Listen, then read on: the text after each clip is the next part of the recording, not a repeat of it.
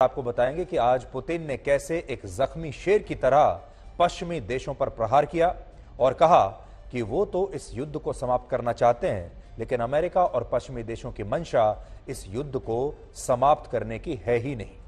Putin ने यह भाषण रशिया की संसद में आज ही दिया है और उनके भाषण को वहां पर state of the nation address कहा जाता है। और बड़ी बात यह है कि 19 साल के अपने राष्ट्रपति के तौर पर कार्यकाल में उन्होंने 18 बार ही अपने देश को संबोधित किया है और इनमें भी आज उन्होंने जो भाषण दिया वो उनका दूसरा सबसे बड़ा भाषण है जो 105 मिनट तक चला, जबकि 2018 में उन्होंने 115 मिनट का भाषण दिया था। पुतिन मीडिया से बहुत कम बात करते हैं और भाषण भी बहुत कम ही देते हैं, इसलिए आज पूरी दुनिया को उनका यह भाषण ध्यान से सुनना चाहिए, क्योंकि उनकी जो पब्लिक अपीयरेंस होती हैं वो काफी कम होती हैं। इन विषयों पर वो बहुत कम बात करते हैं। राष्ट्रपति पुतिन के आज के भाषण के 5 कीवर्ड्स हैं। पहला पश्चिमी देश, दूसरा अमेरिका, तीसरा यूक्रेन, चौथा हथियार और पांचवां युद्ध। यानी ये 5 शब्द उनके पूरे भाषण में छाए रहे। बड़ी बात यह है कि जिस समय राष्ट्रपति पुतिन रशिया की संसद में यह भाषण दे रहे थे, उस समय मॉस्को समेत रशिया के सभी बड़े शहरों में सार्वजनिक स्थानों पर बड़ी बड़ी स्क्रीन्स पर उनका यही भाषण प्रसारित हो रहा था, जैसे आप यहां पर तस्वीरों में देख सकते हैं। बड़ी बड़ी स्क्रीन्स पर बड़े बड़े सब तमाम शहरों में उनका यह भाषण वहां प्रसारित हो रहा था। और ऐसा कहा जा रहा है कि इस भाषण के दौरान रशिया थोड़ी देर के लिए एक तरह से रुक गया था, थम गया था, या कह लीजिए 105 मिनट के लिए पूरा देश थम गया था और लोग जहां भी थे वहीं खड़े होकर राष्ट्रपति पुतिन को बहुत ध्यान से सुन रहे थे।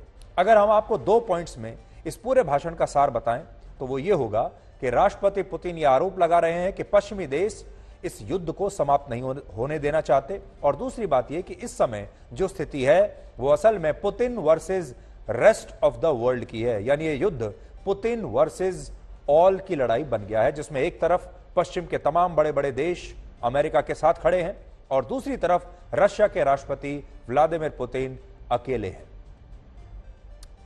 यहां समझने वाली एक और बात है कि इस भाषण में पुतिन ने यूक्रेन के राष्ट्रपति ज़ेलेंस्की का एक बार भी नाम नहीं लिया पूरे 105 मिनट में, जिससे पता चलता है कि पुतिन ज़ेलेंस्की को पश्चिमी देशों की एक बहुत छोटी सी कठपुतली मानते हैं और ज़ेलेंस्की उनके लिए कोई महत्व नहीं रखते, इतना भी महत्व नहीं रखते 105 मिनट में एक बार भी वो ज़ेलेंस्की का नाम लें।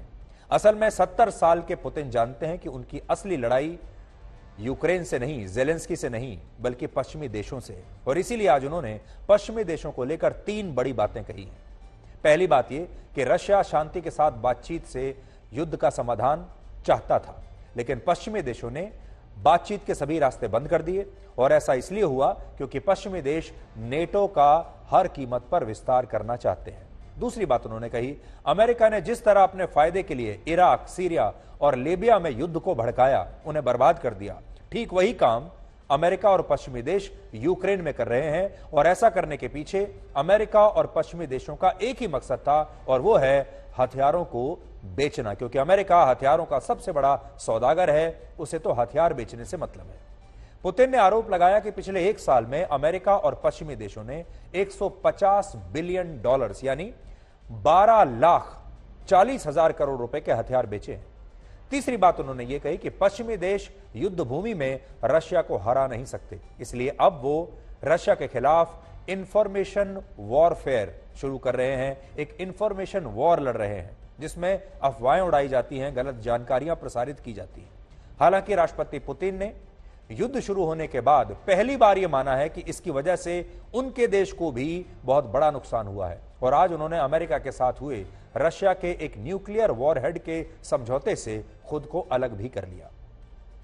यह समझौता वर्ष 2011 में लागू हुआ था, जिसके तहत अमेरिका और रशिया ने इस बात पर सहमति जताई थी कि वो अपने परमाणु हथियारों की संख्या में अब और वृद्धि नहीं करेंगे और इसे सीमित रखेंगे। लेकिन पुतिन के आज के फैसले का मतलब यह है कि रशिया अब आने वाले दिनों में अपने न्यूक्लियर वॉरहेड्स की संख्या बढ़ा सकता है। 1930 में पश्चिमी देशों ने जर्मनी में नाजियों के लिए रास्ते बनाए थे और अब यूक्रेन को रूस के खिलाफ भड़का रहे हैं। जो लोग इतिहास से परिचित हैं वो ये जानते हैं कि पश्चिमी देशों की यह साजिश 19वीं शताब्दी से चली आ रही है और हमेशा ही उनका शर्मनाक और घिनौना चेहरा सामने आया है। इन्होंने इराक, लीबिया और सीरिया को बर्बाद करने के लिए ऐसा ही किया। ये लोग कभी किसी के लिए वफादार नहीं होते। ईमानदारी और भरोसा जैसे शब्द इनके लिए मायने नहीं रखते।